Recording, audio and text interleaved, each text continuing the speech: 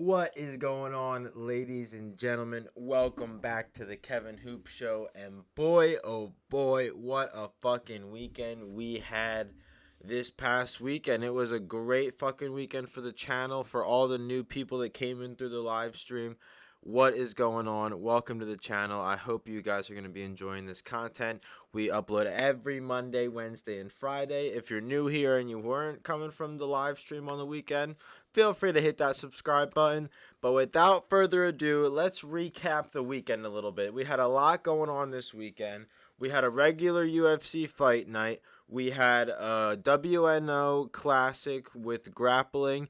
And we had Jake Paul versus Tommy Fury on ESPN Plus. So just a lot of stuff going on in the mixed martial arts community in general.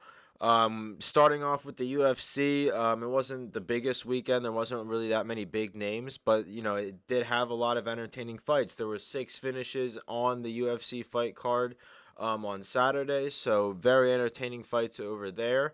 But what I was really watching and excited for was the Tezos WNO match, or who's number one on Flow Grappling. Ended up being Felipe Pena versus Nicky Rod. It was originally scheduled, and I made a video about this last week. It was originally scheduled for Gordon Ryan versus Felipe Pena, and Gordon Ryan ended up backing out because of some stomach issue or something, health related. I believe it was his stomach. He came out on Instagram and was saying that he's been dealing with some stomach issues again. But either way, it ended up being Nicky Rodriguez, aka Nicky Rod, versus Felipe Pena. And there was a lot of back and forth, or not even back and forth, there was a lot of talk about Greece in this match particular. Felipe Pena within the first 5 minutes was, saying like Greece, basically. He was like doing a lot of hand signals to try and decipher or try and, communicate that his opponent was using grease. So they stopped the match, I believe, 3 to 4 times to actually wipe each fighter down with towels. Now, I don't know if they used any alcohol or anything or alcohol rub to rub them down either, because I think, in my opinion, that would have worked a little bit better than just a regular ass towel. But either way, I think that that's very interesting to see in another Nicky Rod match where he comes in late and is being accused of greasing once again. This isn't the first time it's been kind of thrown at his way when it comes to greasing, but I know Gordon Ryan was talking about it in his last match that he greased, and now he's doing it again, it seems like. So I don't know if we're going to have grease test eventually in grappling, or what we're going to see. If they're going to do like alcohol rub downs, or if they're going to wear long sleeve rash guards and spats. Who the fuck knows what's actually going to happen in this sport. But I do think that there is something that needs to be done when it comes to this. And I know Gordon Ryan was talking about it when it comes to a fight purse getting penalized. That's not the whole thing of the story, basically. If somebody were to beat Gordon Ryan and grease and if somebody were to grease and beat Gordon Ryan by greasing, then the money they would really make that is the big impact is through sponsorships and endorsements after the match. The actual purse money, whether it's already guaranteed $100,000 for whoever wins, that doesn't really matter. What really matters is the sponsorship money and endorsement money you can get after beating somebody like that. And that's where the consequence doesn't really fit the motive, if you guys are understanding what I'm saying. If anything, there needs to be a really big disadvantage for that person that did grease to make it hard for them to win in the actual fight.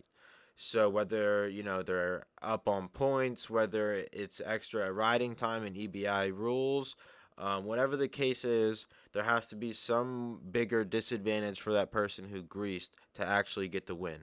That's what I think should happen. It just seems like a big problem in the sport right now. But Felipe Pena ended up getting the win anyway. I don't even know if I said that. But Felipe Pena ended up beating Nicky Rod with the grease anyway. So I think that shows that Felipe Pena not only has improved since the last ADCC, but is just improving overall as a fighter. Not as a fighter, but as a mixed martial as a grappler. I think that he's improving in his leg lock game. Nicky Rod had a pretty strong leg lock in, and he ended up getting out of it, which was pretty impressive. I would also know back in ADCC 2022, Nicky Rod beat Felipe Pena. I believe it was via leg lock, but I could be wrong there. But either way, I think Felipe Pena is looking like a more well-rounded grappler, and I think that the match with Gordon Ryan would have looked pretty interesting and would have been entertaining, but that's just how the fucking world turns. So hopefully we can see that match in the future. If we did, let me know in the comments of who you guys would have, Gordon Ryan or Felipe Pena. I'm obviously gonna favor Gordon Ryan. I'm just a Gordon Ryan and New Wave fan. But who knows? Felipe Pena looked really good against Nicky Rod. Maybe he'll look good against Nicky, or maybe he'll look good against Gordon Ryan in the fourth bout if it eventually happens. I do know and did hear that there were some things about Felipe Pena not really um, being nice to Gordon Ryan or giving him his condolences, hoping that he gets better. Apparently, he was pretty ticked off that Gordon Ryan had to back out, so we'll see how that unfolds moving forward, whether we see another Gordon Ryan and Felipe Pena match, or if they're just like, if Felipe Pena's like, fuck that, no, I'm not going to do it. You backed out, bitch. Not again. Fuck it. I'm moving the fuck on. Maybe he retires. Who the fuck knows? But I definitely would like to see Felipe Pena versus Gordon Ryan again. Now, whether if it happens in the next 2-3 months, who the fuck knows? But I'm hoping it happens relatively soon because I think that Gordon Ryan is still somewhat at the top of his game right now. And I think that he can do a lot to prove that he's still the best. And in order to do that, he's got to beat Felipe Pena not once, but he's got to beat him twice.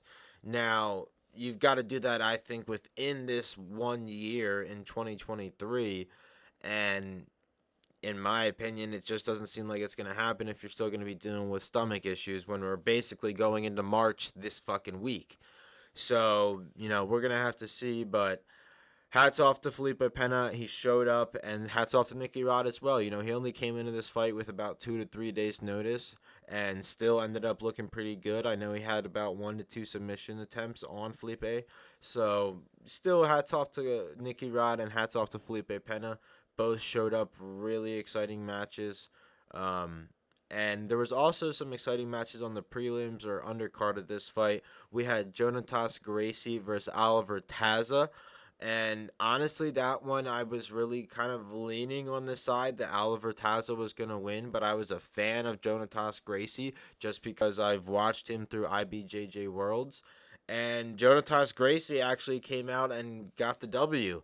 And I am, again, like I said, a New Wave fan. I'm a fan of the Danaher Death Squad when it was a thing, and I'm still a fan of John Danaher and all the guys that he trains now.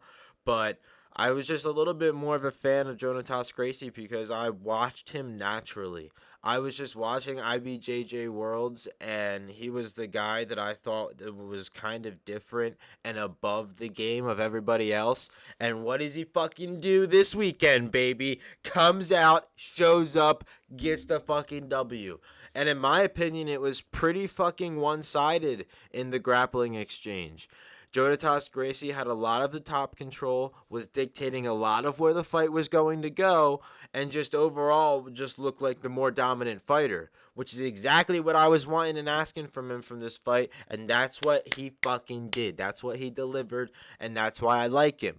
I don't know if he's actually related to the main Gracie family in Jiu-Jitsu. That's one thing I'm not too positive on. I do know that, his last name is Gracie. I don't know which Gracie he would be related to. I don't know if it's like he's like half brother to one of them. I have no fucking idea.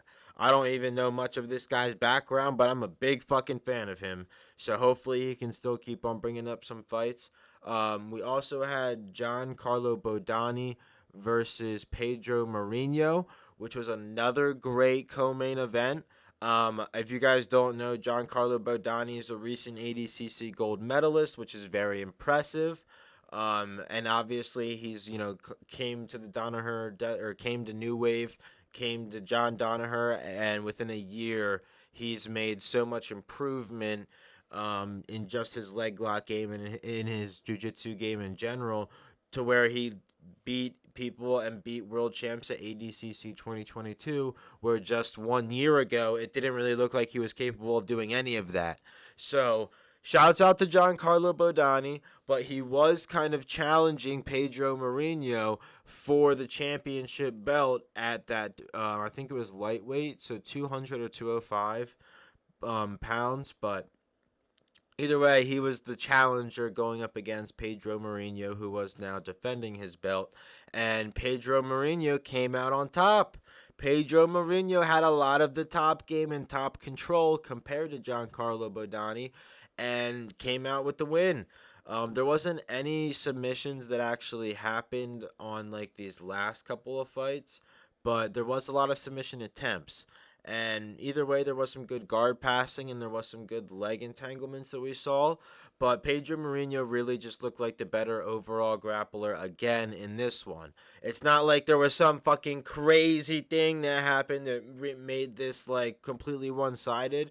And there wasn't like there was any one submission that everybody was going for or that really took the whole night over. I think it was more or less just people trying to figure out where they kind of stand in the grappling scene with everybody else. And I think that we're not going to really see some really good grappling until it's a little closer to ADCC. But, I think that's everyone just trying to keep their record good.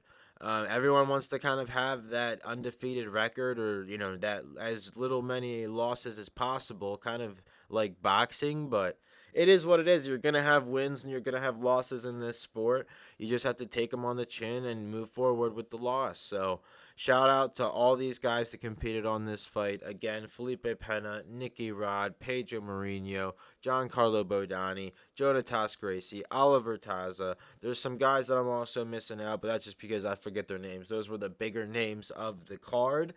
But that's really all that we had on Saturday night. And shout out to all of you guys that came through that Saturday night stream.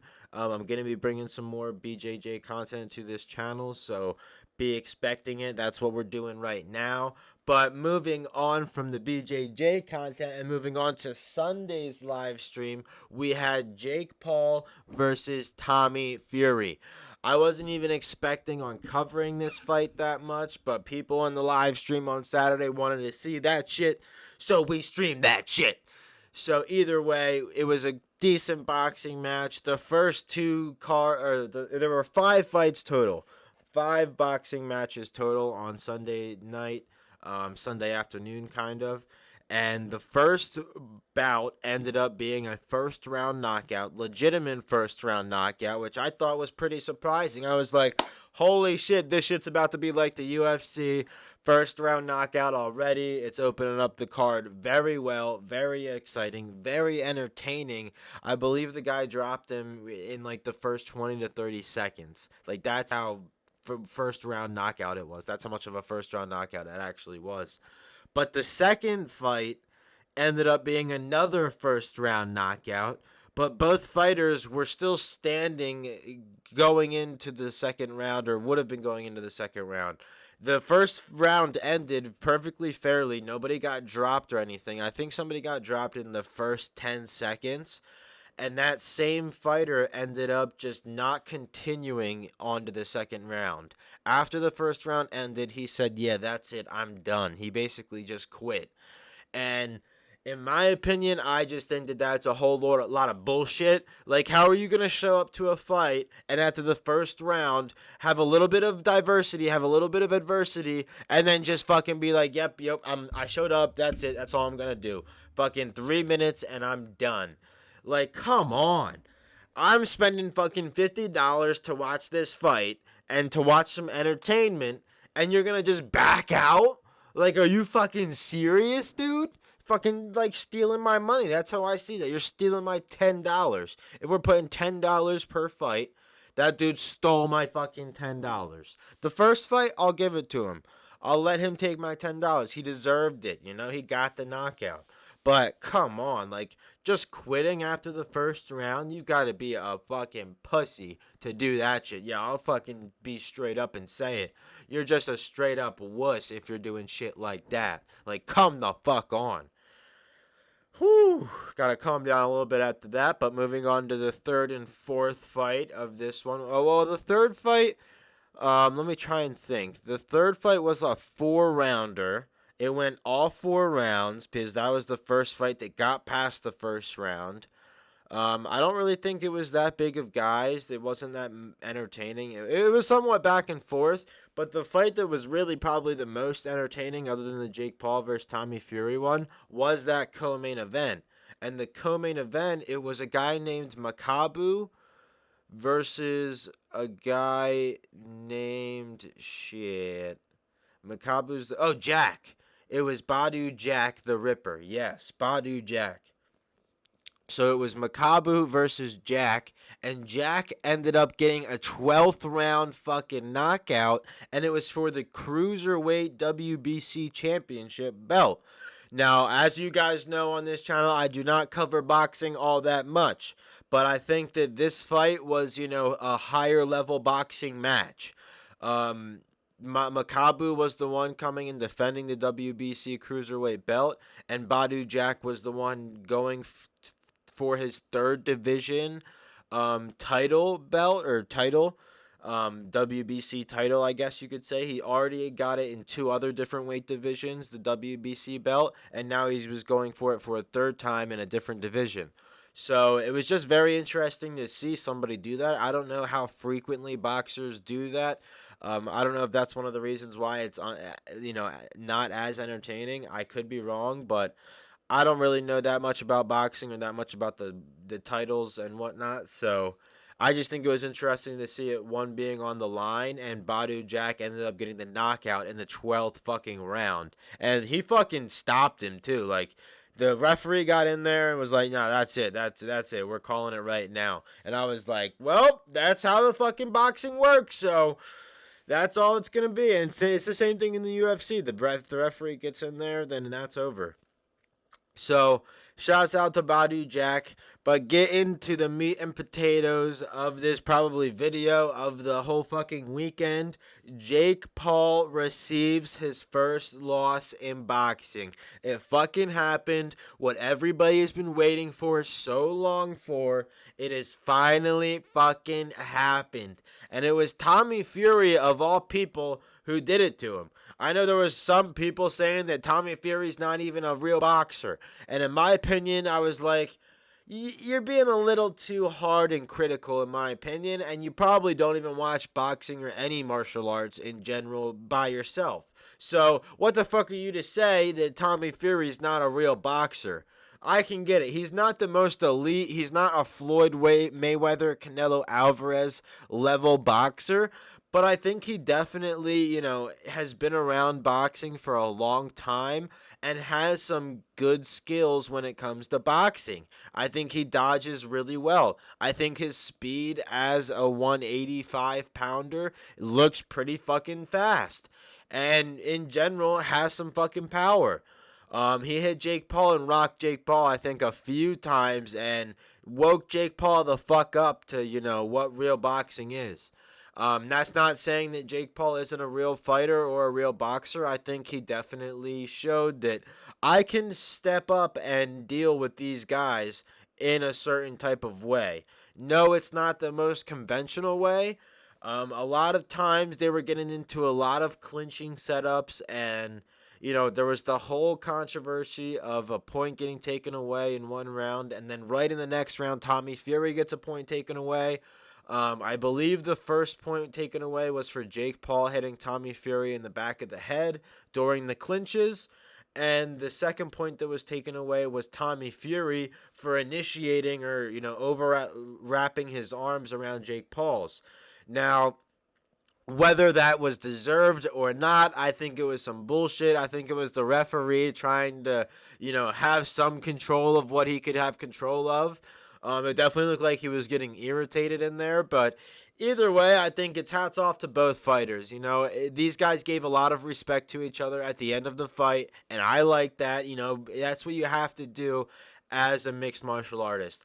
I'm perfectly okay and fine with hyping up the fight and shit talking each other leading up to the fight, and afterwards, you tip your hat to the other fighter, win or loss.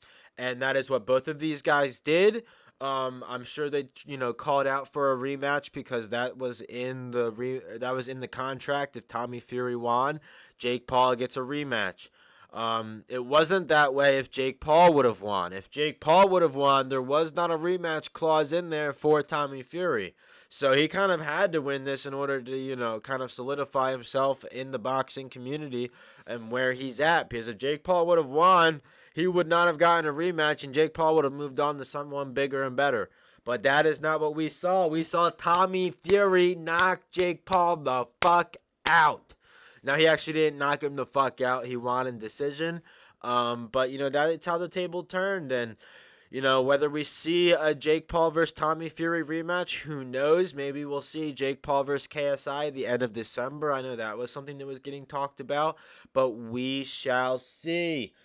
Either way, this week, ladies and gentlemen, we have got Ciryl Gane versus Jon Jones. That is fucking right. We're going to be going live this Saturday. Jon Jones versus Ciryl Gane. We're going to be going live around 9 o'clock probably, as long as the fight is at 10 p.m., the normal time the fights are usually on. The watch party should be going live around 9 o'clock. Tune in Saturday night. We're going to be going live and covering all of Jon Jones versus Ciryl Gane and the whole card itself at UFC 285. We're going to have more episodes coming out Wednesday and Friday on that fight itself. Honestly, if the whole rumors are correct about Ciryl Gane not training as much as he says that he should be training, I think that Jon Jones is going to wipe the fucking floor with him. But I think that also that could be, and I know Jon Jones said this, it could be a little bit of bait. And I could see exactly Ciryl Gane trying to bait Jon Jones into underpreparing. And Jon Jones said, I ain't underpreparing. Trust me on that. And I think it's going to be an interesting fight no matter what. We've got the return of John Bones Jones coming back this Saturday. I cannot wait for that. He's been one of my favorite fighters since I've been watching the UFC. Jon Jones, Ciryl Gane, this Saturday, ladies and gentlemen. If you are new here, don't forget to hit that subscribe button. If you enjoyed this video, do not forget to hit that like button. And without that, let me know who do you think is going to win, Jon Jones, Ciryl Gane. Let me know what you thought about this weekend. Shout out to some of you guys that were in the stream. Let me, come out in the comments here and, let me know what the fuck is going on with your day. Let me know what the fuck is going on in general, what you think about the weekend, what you think about this future weekend with Jon Jones and Ciryl Gane. Even, the next one in March that's going to be happening, Kamaru Usman versus Leon Edwards #3. That's going to be happening. Let me know who you guys have in that fight. We've also got Alex Pereira versus Israel Adesanya in April. So that's going to be another exciting one. Let me know in the comments who you think is going to be winning that one. Got a lot of exciting shit going on here, guys. So be tuning in on the Kevin Hoop Show. Again, if you're new here, hit that subscribe button. And with that, ladies and gentlemen, have a great fucking day.